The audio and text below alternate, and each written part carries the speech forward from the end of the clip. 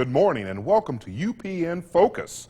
You watch every week at this time when we're going to explore business and politics, like this week, sports, like a religion in the state of Indiana. We're going to talk about one-class basketball gone by the wayside. We're going to do that with our very special guest today, Bill Benner of the Indianapolis Star, and with Gary Donna, who's the publisher of Hoosier Basketball Magazine.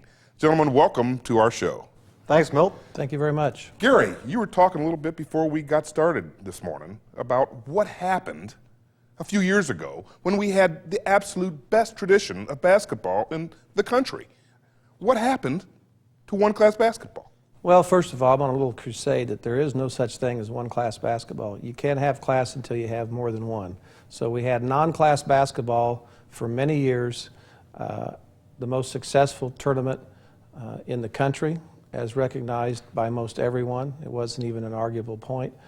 But during the last 20 years, probably, there were those in smaller schools who felt that they had no opportunity to win a sectional, a regional, let alone a semi-state or state championship. And they lobbied over the years, and they were usually in the vast minority, and they never really had a stage given to them to present their case. I think the commissioner of the IHSA at that time felt, and I think correctly so, it was Gene Cato, that we had the best. We had the best tournament that there was. Was it perfect? No, nothing is, but he felt it was the best, so why fix something if it's not irreparably broken? So there was never a stage given to the class basketball advocates, and time went on. But then 3 or 4 years ago, there were some things that happened. They say timing is everything. First of all, the class basketball people continued to work, strengthen their ranks, were able to get some class basketball advocates on the IHSA Executive Committee. And then Gene Cato retired, and Bob Gardner, who was much more sympathetic to this class sports theory, became the commissioner. And at the same time, the National High School Federation suggested to the different states that you look into team sports, the theory of everybody trying to make everybody equal, level the playing field for everybody. Well, Bill Benner, doesn't this work? Doesn't it level in the playing field for smaller schools, have a better opportunity for youngsters to win? Doesn't it work? Why doesn't it resonate with the public? Because it's not our tradition. It's not what we've been doing since the early 1900s. It's not what it's part of what it's meant to be Hoosier. It's not endorsed by any constituency other than the small school people and the principals. No other constituency group, including most taxpayers, certainly every public opinion poll, the athletes themselves, fans, the coaches, fans, everybody's media. Pretty much spoken, said this is not what we want for Indiana. Hey, it might be fine for Michigan, Ohio, New York, California. Great, let them have whatever they want, but in Indiana, our tradition was single class. Why did this become national news? Because people all from across the country realized how significant and unique Indiana's basketball tournament was, how extremely popular it was, how much it was part of our culture and our heritage. I think they recognized that, and when they saw that it was not only threatened, but it was about to be destroyed, I think people were almost amazed that such a thing could take place. Has the product of high school basketball suffered? I don't think the product, there's still very good teams and very good players. I think the overall picture, certainly finances and attendance have gone very much in a negative direction. I think the fans' interest has really gone down. They don't understand it. The IHSA voted on a theory, had no real plan. They've made it up as they've gone along since then every year, and every time they've made a change, it's really complicated it further or caused more problems. And I think that people just, we live in a society of convenience, and when they don't know who's playing where or when, and they can't figure it out, and they're not going to go on a scavenger hunt to find out who's playing when and where. And I think that what Bill alluded to earlier, this has been a part of our culture even before 1900s, even the 1900s in basketball here, but our country, if the IHSAA would have been leading our colonial people, we'd still be English, because England was 4A and the colonies were Class A. They shouldn't be playing against each other. They shouldn't be fighting against each other. Well, why don't we change it back? We need class Olympics, you know? I mean, why is little Belize taking on the United States in some sports? Well, if there's a center, why don't we just change it back, Bill? Because that's a really good question, and I think that's why we have the state legislature involved. Not that they're going to address the issue of class basketball, but they're certainly addressing the issue of accountability on behalf of the IHSAA. The reason we don't change it back is because, number one, Bob Gardner is still the commissioner, and the small school people are still have the majority of the executive committee positions, and the principals are still likely to vote the way they voted the last time. And I think human nature has a big part of it. None of us, myself included, you don't like to utter those three words, well, I was wrong. Yeah. I've used the example many times that in my lifetime until this, the biggest mistake I've ever seen was Coca-Cola, who was the #1 soft drink dealer in the world, decided that they needed a better product. And so they came out with New Coke. And they looked at it for about 3 months, looked at the figures, looked at the reality, which reality doesn't come into class basketball people or the IHSAA. Theory and philosophy is what dictates them. And Coca-Cola looked at it and said, whoa, wait a minute. People don't want this. They took back. Can you find a new Coke anywhere now, Bill? But this argument that we've been posing here really is that the small guys want it, the small schools want it. When's really the last time that a small school won a state championship under the no-class system? Well, probably Plymouth, and but see, my point is that I think the real heart of the issue in the beginning was the lack of opportunity for schools to win a sectional. If you talk to most coaches, most schools in a given year, what's your goal? Well, have a winning record, win the city, the county, and then win the sectional. The sectional affects the most people. It inspires the bitterest rivalries. It has the most tradition. And if somehow people could have sat down and talked about this before they got at each end of the spectrum and nobody wanted to compromise, I think you could have restructured the tournament at the sectional and regional level and given schools a better opportunity to win a sectional and go to a regional. I think it got all out of whack that people suddenly boiled this down to winning a state championship, more teams in the state finals, more teams to win the state championships. And that's what's really hurt the tournament very much. I've raised the issue before, Milt. If 4 classes are good, then why wouldn't 8 be better, and 16, and 32, and 64, and so on and so forth? But isn't this really just one sport oriented? There doesn't seem to be the same sort of controversy in football, for example. Well, that's because we've got class football, and what we did was we took Indiana, which had the greatest high school basketball tradition in America, and we turned it into a football state. And I'm not saying that class football doesn't have merit. Certainly it does. And I'm not bothered by class football. I think class football is swell for football. That's fine. That's the tradition they established. Well, football is also a numbers game. You can't have 1 or 2 good players and have a championship football team at any level. You got numbers. Basketball, you can have 1 or 2 players and you can do a lot. And also the fact that, in football, you only play 1 game a week. Basketball, you play as many as, well, now, if you win the sectional and regional and semi-state, you've played 5 or 6 games in 9 or 10 days. So it's a different animal. And what happened was, you got to remember, this is not just a class sport issue. It was a team sport issue. We're talking about wrestling and baseball. And all of those that are on the IHSAA as its governing organization. What we're going to want to do, we're going to take a short break here. When we get back, though, we're going to want to talk a little bit about what's government got to do with it, how do they get in it, and then because it is March, we're going to want to also talk a little bit about Hoosier hysteria, the way it was and the way it's going to be, coming up in just a moment on UPN Focus.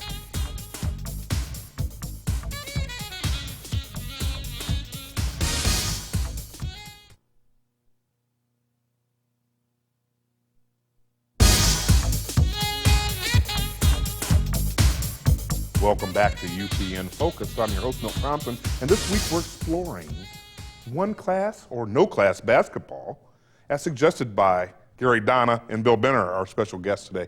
Gentlemen, we were talking in the last segment a little bit about how the genesis of this problem existed and who caused it and why don't we go back to it, and now understand that state legislature is involved in this. What's government got to do with this bill? Well, the government's only involved because the whole class basketball issue finally exposed the IHSAA as being an organization that really had very little accountability to the public and to the taxpayers.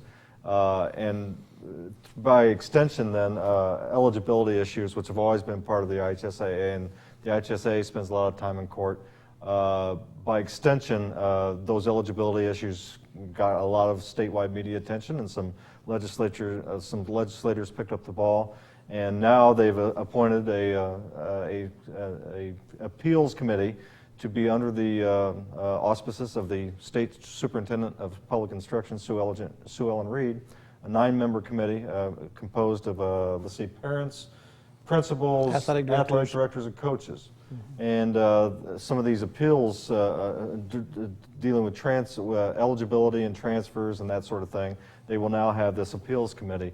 But believe me, I'm very firm in my belief that had it not been for the whole class basketball issue and people suddenly going, you know, these guys really don't seem to be paying attention to anybody about anything, I think that's what eventually drove this legislative involvement. So is it a subterfuge or a big old rouge that they're setting up this oversight and appeals committee really to get back and try to attack a problem that should have been dealt with by the association itself? Well, I don't think they've tried to attach the whole issue of basketball and it's been voted down in the legislature. I'm not sure exactly why. I haven't looked into it that much. I think the legislators don't want to get involved in such a hot button issue perhaps, but I think they have at least, again, addressed the eligibility issues. Gary, down in your magazine, you come up with a fairly appealing and or at least compelling argument that maybe at the heart and soul of this entire issue, a small and larger school, might not be just rural versus urban or small versus large, but maybe something more sinister than that.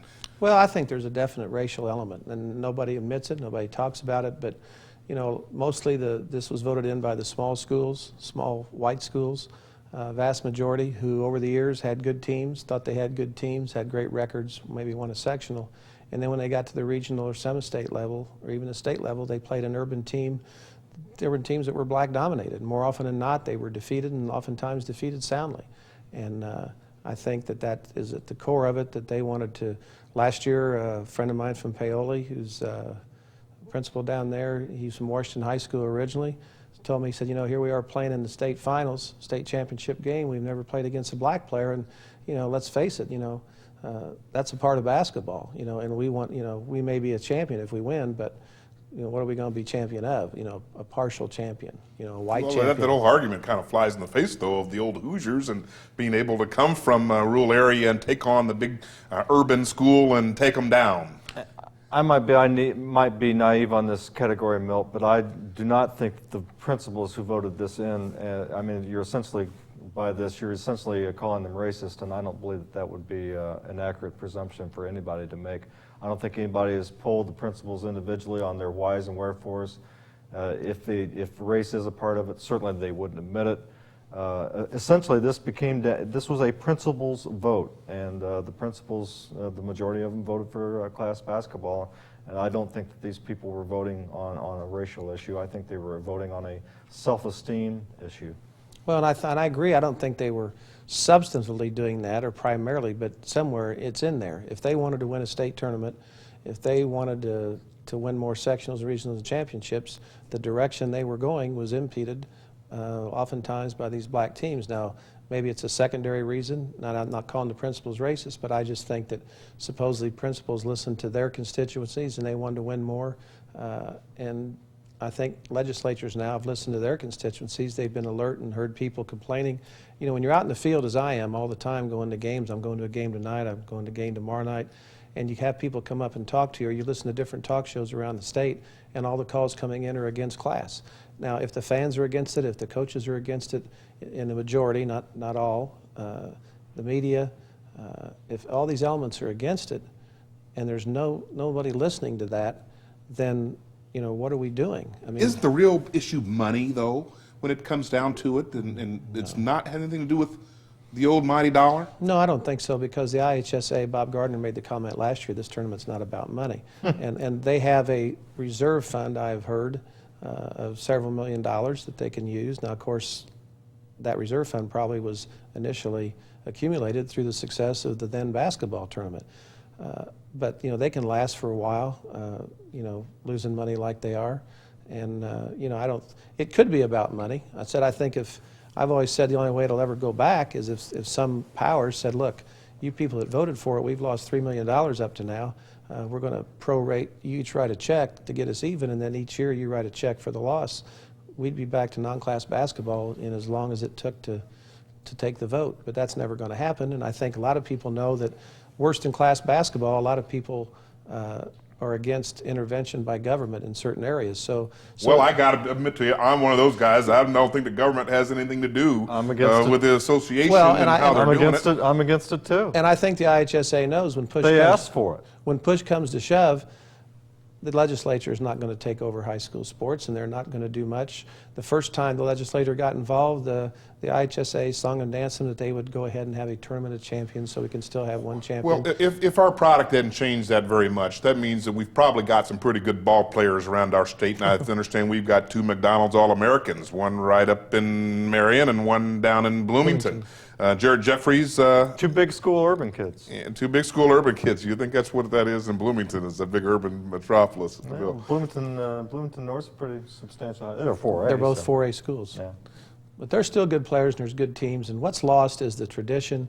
What's lost is the rivalries. What's lost is, you know, the good feeling. I had a friend of mine from Lafayette, Central Catholic, won the A championship the first year of class basketball. He's a fellow probably in his 50s, and I asked him, I said, well, you just won the state. And back in the 70s, you beat Lafayette Jeff and won the sectional, broke their sectional winning streak, whatever it was, 20-30. I said, if the good Lord came down and made you trade one of these in, which would you trade in? He said, no question. I'd trade in this Class A. He said, I would never give up beating Lafayette Jeff in that sectional. That's what's out of this now. And there's so much travel and inconvenience and uncertainty, and people don't know how much does this have to do with just plain old winning? I mean, I went to at the time the largest high school in the state, and just until last year is when they won their first basketball championship. And I'm not sure that my self-esteem was totally damaged because we never won a state championship. A lot of it has to do with plain old winning. Sure, I mean that's the bottom. Again, that goes back to what I was saying about the whole issue of self-esteem. But I think it's a sectional level that affects the most people. If something could have been done to restructure, my idea was, let's do the enrollments, let's divide up these things, and then at the sectional and regional level, no team can play a team more than one level above it. You know, A's could play 2A's, 2A's could play 3A's, 3A's could play 4A's at the sectional and regional level, and then whoever survived would come back together like a normal semi-state. Thereby, you'd maintain some of your So it clearly is all about winning, right? It's all about winning. If it's all about winning, then you keep on watching UPN Focus over the next several weeks, because we're going to have winning shows in the future. We're going to talk a little bit more with Bill and with Gary right after these short words.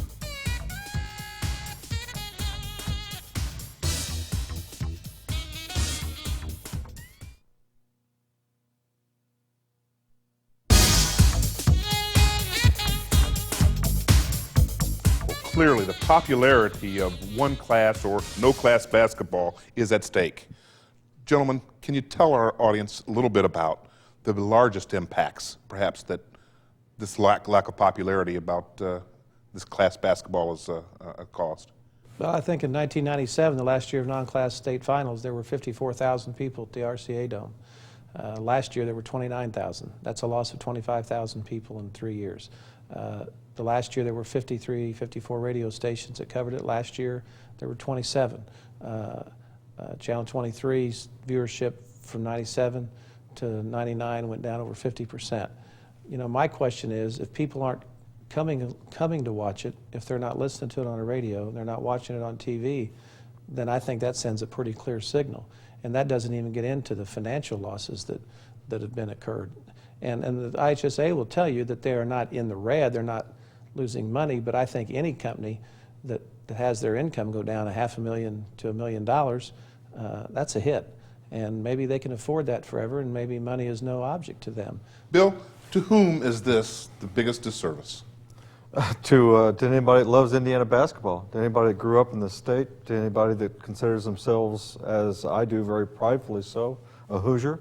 The loss is, again, one of the great sporting traditions in America, not just in the state, but in America. I mean, this was revered coast to coast. And I remember when it was apparent that this was going to happen, all the media people coming in from nationally, and I field the question from hundreds, literally hundreds of people. How could this happen? Why? Why is this happening? And there was no good answer other than, again, lack of self-esteem, not enough trophies, the whole life is fair syndrome. It's just not fair that we're a little school, and it's just silly. It's almost the culture today. Well, we're not going to take a vote, because I can tell you right now that our vote would be unanimous, that this decision has been absolutely an unpopular one that we've been dealing with. They've ruined it, just absolutely ruined it. Is there a way to solve the problem? Yeah, compromise. Compromise. Let's come back with a hybrid. Let's incorporate class at the lower levels, or let's let the schools decide what class they want to play in. But you know what would happen then, Milt? Everybody would want to play up, and we'd end up with about 6 schools in Class A. And what about this tournament of champions? Long gone. Long gone. They Bad never history. promoted it right. They never promoted it right. They promoted it as an afterthought rather than the. It was a means to avoid further legislature intervention at that time. They knew it wouldn't work. I think you have the definitive bottom line from Bill Benner and Gary Donna. You know what? There are going to be things that we're going to promote, and we're going to do that with our community calendar. Amber Smith, tell us what's going on around our town. Thanks, Milt. Each week on our show, we'll bring you area events and happenings on the UPN 23 community calendar. Here are some events for you to focus on. The Indianapolis Zoo is seeking volunteers for its annual Zoo Teens program. Each year, over 100 young people between the ages of 14 and 18 participate in zoo operations. To become a zoo teen, talk to your school guidance counselor or contact the zoo for more information. And Thursday, March 9th, the Community Hospital of Anderson is conducting a free hearing screening at the Lapel Medical Arts Building. For times and details, call the audiology office. If you'd like to let our viewers know about your event, let us know at least 3 weeks in advance. Send your event details to Community Calendar, care of UPN 23, 4551 West 16th Street, Indianapolis, Indiana 46222. Or you can contact us on the web at upn23.com. We'd like to hear from you and let our viewers know what's going on in our area. Now back to you, Milt. Thank you, Amber, and welcome back to UPN Focus. I want to thank our special guests here, Bill Benner, Gary Donna, talking about a really compelling issue that really is at the heartstrings of everybody here in the state of Indiana, and that has been one-class basketball. Gentlemen, I want to thank you for doing that. Any parting shots or any picks on who's going to be Mr. Basketball? It's more than just sports, and Mr. Basketball is going to be Jared Jeffries because he's going to IU and he's a great player. I would agree, unless they get beat early in the tournament and Marion goes a long way and Zach Randolph comes up large, he could win it. Or if both of them lose along the way and Union Duggar wins it all and Brody Boyd does a Hoosiers thing in the state finals. You got Gary Donna, Bill Benner, our special guest. Thank you for joining us this morning on UPN Focus. Join us next week as we're going to have another exciting show. In fact, we want you to tell us what you think about our show. Write us, call us, email us, let us know what you want to hear about on UPN Focus. You have a great morning and weekend.